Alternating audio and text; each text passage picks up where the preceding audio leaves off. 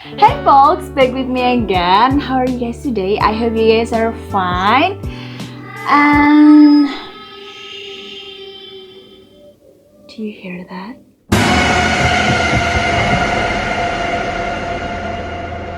Kali ini kita mau berbagi cerita tentang mereka. So, let's dim the lights. Untuk episode pertama ini adalah kisah gue pribadi. Tapi gue akan izin ke kalian untuk membacakan karena kisah ini gue tulis di diary gue. Jadi, waktu itu gue masih tinggal di Samarinda. Gue dari kecil tinggalnya memang pindah-pindah karena ngikutin kerjaan papa. Gue pindah ke Samarinda sekitar tahun 2005. Waktu itu gue baru lulus TK. Rumah gue yang di Samarinda itu adalah rumah dinas yang kelihatannya memang sudah lama. Dibangun mungkin sudah puluhan tahun, sekitar tahun 60-an. Papa juga bilang kalau pemiliknya sudah berganti-ganti beberapa orang. Awalnya gue di rumah itu baik-baik aja, nggak pernah merasakan hal ganjil sama sekali. Tapi sekitar beberapa minggu atau bulan setelahnya, gue jadi sering mimpi buruk yang serem-serem.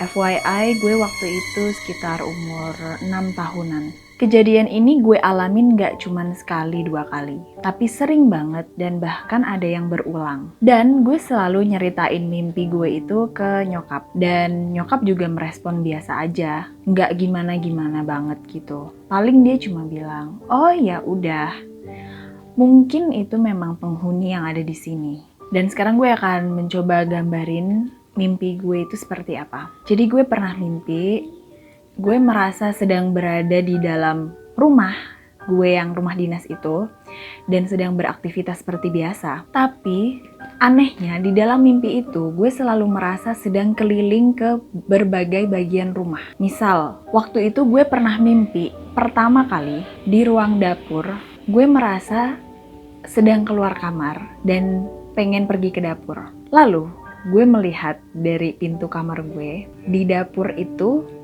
ada sesosok wanita pakai gaun panjang, gaunnya warna putih dan rambutnya acak-acakan.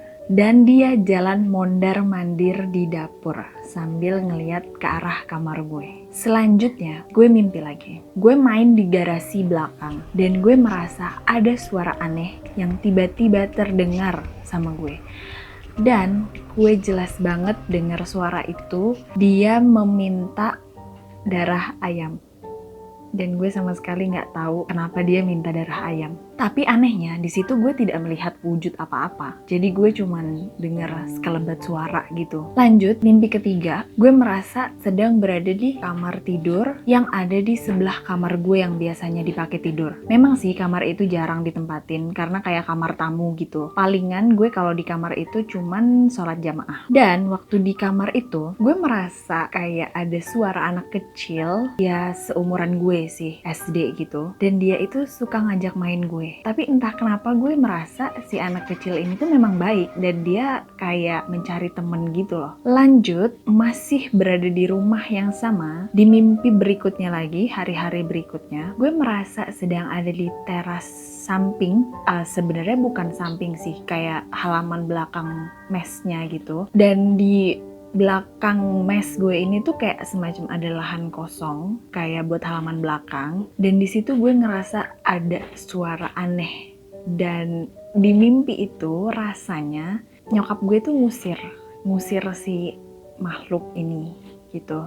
Lanjut ke mimpi terakhir yang paling gue inget pada waktu itu, dan bahkan sampai sekarang gue masih inget banget wujudnya. Gue merasa waktu itu habis mandi dan gue ke kamar gue yang biasanya buat tidur. Di situ gue duduk di depan lemari, dan lemari gue itu kacanya tuh panjang, jadi dia sampai ke agak bawah gitu, sampai ke lantai.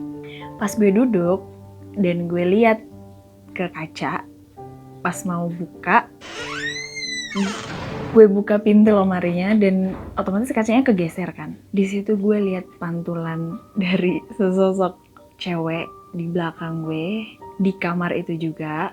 Dia lagi duduk selonjoran di lantai gitu.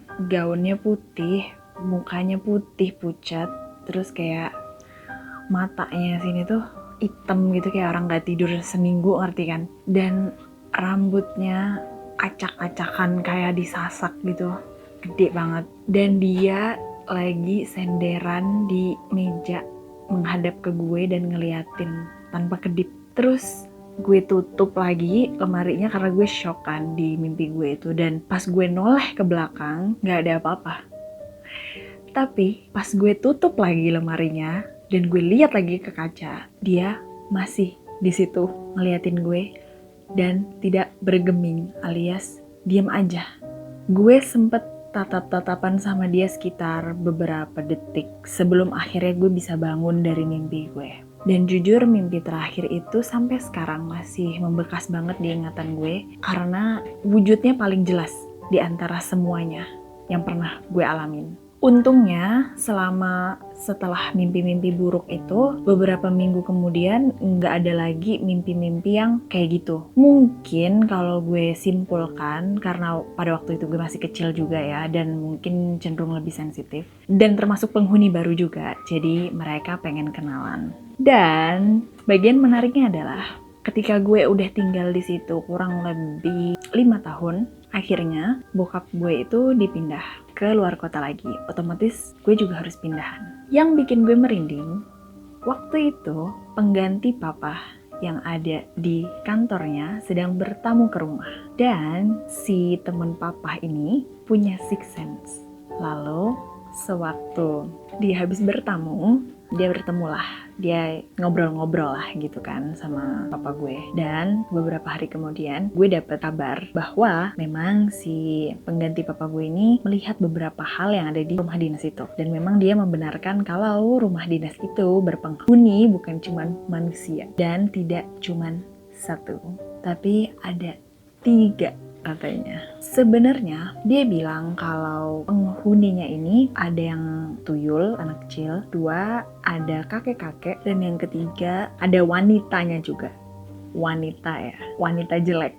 Jadi di situ gue sempat shock karena berarti mungkin apa yang gue alamin selama ini tuh memang nggak mengada-ngada. Dalam arti di situ gue menyimpulkan bahwa mungkin memang mereka ini ingin berkenalan gitu dengan keluarga kita. Cuman waktu itu karena gue masih kecil, jadi otomatis sensitivitasnya mungkin lebih tinggi. Jadi tidak pernah anggota keluarga lain itu mengalami mimpi buruk kayak gue. Dan setelah itu gue sebenarnya nggak takut juga sih, mungkin karena masih kecil gitu ya. Cuman sampai sekarang pun kalau misalnya gue masih mengingat-ingat itu, merinding sih.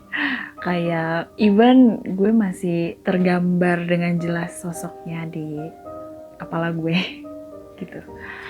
So, itu kisah di episode pertama ini. Kalau kalian punya kisah mistis juga, bisa dikirim ke email kita di bawah ini. Siapa tahu bisa kita bacain juga. Jangan lupa like, comment, share, dan subscribe di channel ini.